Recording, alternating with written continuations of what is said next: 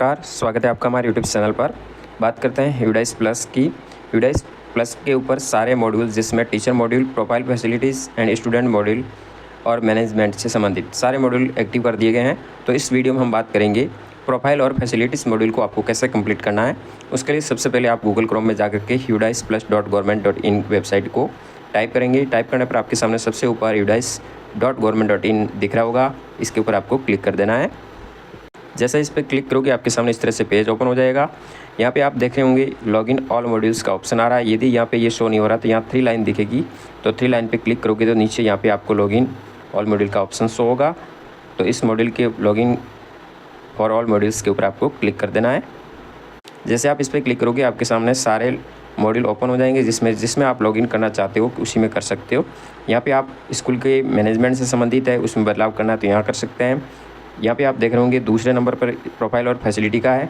फिर teacher module में login करना हो तो, और स्टूडेंट मॉड्यूल में लॉगिन करना हो तो स्टूडेंट में करने के लिए आपको यहाँ पे स्टेट को सिलेक्ट करना है, और रिपोर्ट निकालने के लिए नीचे यहाँ रिपोर्ट मॉड्यूल दिया गया है। तो ये सारे मॉड्यूल यहाँ पे दिए गए हैं। अब बात करते हैं अपन इस वीडियो में प्रोफाइल और फैसिलिटी की, तो इसके ऊपर क्लिक करना है। जैसे आप इस पर क्लिक करोगे आपसे अपना यूडाइस कोड और पासवर्ड डालना है, यहाँ पर यूजर नेम कैप्चा डाल के लॉगिन करना है। जैसे आप लॉगिन करोगे आपके विद्यालय का नाम, यूडाइस कोड, कैटेगरी शो होगी यहाँ पे। फिर यहाँ पे नीचे की तरफ आपको प्रोफाइल फैसिलिटी, टीचर और स्टूडेंट 3 दिख रहे हैं। इन दोनों की एंट्री आप यहाँ नहीं कर सकते, इसके लिए आपको अलग से लॉगिन करना होगा। यहाँ से केवल आप देख सकते हैं। आप बात करते हैं प्रोफाइल और फैसिलिटी के लिए, आपको इसके ऊपर क्लिक कर देना है। जैसे आप इस पर क्लिक करोगे आपके सामने इस तरह से डैशबोर्ड ओपन हो जाएगा, जिसमें आप देख रहे होंगे सारे DCF जो कि सीरियल नंबर दिए गए हैं 1.1 से लगा के 2.28 यानी 2.28 तक आपको ये सारे कंप्लीट करने होंगे। टोटल 7 भाग दिए गए हैं इसमें अलग अलग। एक में 1.1 से 1.26 दिया गया है, फिर 2 में 1.27 से 1.36 है। इस तरह से सारे दिए गए हैं पार्ट्स, इसको आपको कंप्लीट करना है। जैसे आप इसको कंप्लीट करोगे यहाँ नॉट कंप्लीटेड आ रहा है, यहाँ पे आ जाएगा कंप्लीटेड, और यहाँ पे ओवरऑल स्टेटस दिख रहा है तो यहाँ नीड करेक्शन का ऑप्शन आ रहा है। तो सारे मॉड्यूल यदि आप कंप्लीटेड करते जाएंगे तो यहाँ पर भी कंप्लीटेड शो हो जाएगा। और अभी भी देखो दिख रहे होगा आप data entry is currently active कर दिया गया है।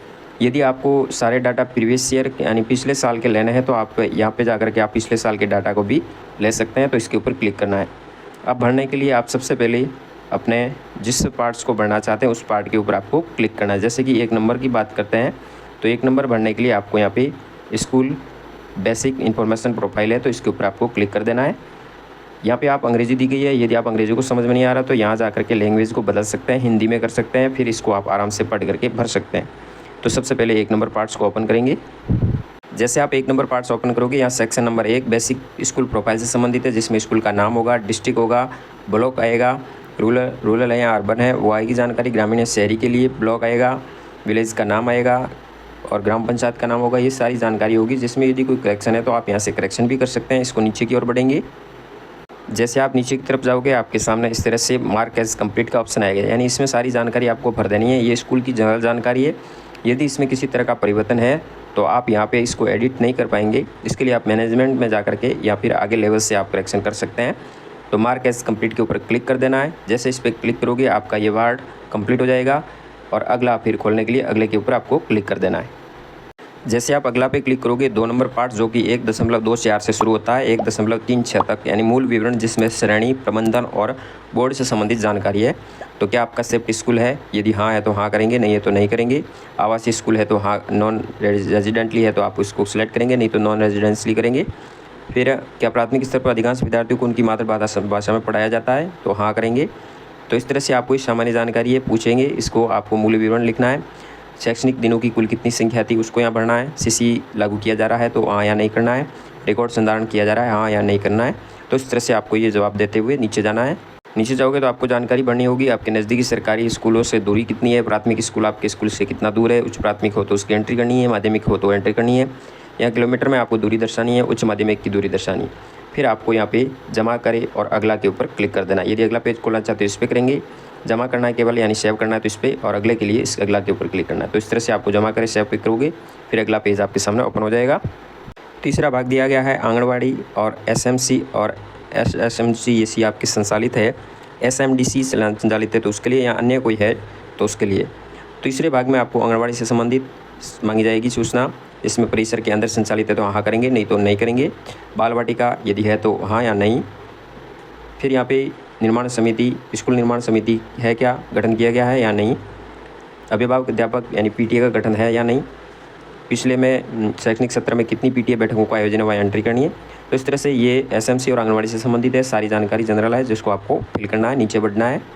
इस तरह से नीचे की तरफ जाओगे तो आपके सामने शैक्षणिक सत्र में कितनी एसएमसी की बैठकें आयोजित थी उसकी भी संख्या भरनी होगी। साथ ही पीएम पोषण योजना के तहत मध्याह्न भोजन पिछले शैक्षणिक वर्ष में कुल कितने दिन दिया गया, प्रति सप्ताह कितने और प्रति माह ये संख्या भरनी है। फिर जमा करें और अगला पे क्लिक करना है, या सेव करें या नेक्स्ट, सेव एंड नेक्स्ट का आएगा, अंग्रेजी में आप भर रहे हैं तो इस तरह से करेंगे। फिर आगे बढ़ेंगे। फिर आपके सामने अगला भाग ओपन होगा जिसमें निःशुल्क पाठ्यपुस्तकें शिक्षण अधिगम सामग्री TLM खेल सामग्री से संबंधित दिया गया है। यहाँ पे निःशुल्क पाठ्यपुस्तकों का एक सेट पूरा प्राप्त हुआ, हाँ या नहीं में आपको जवाब देना है।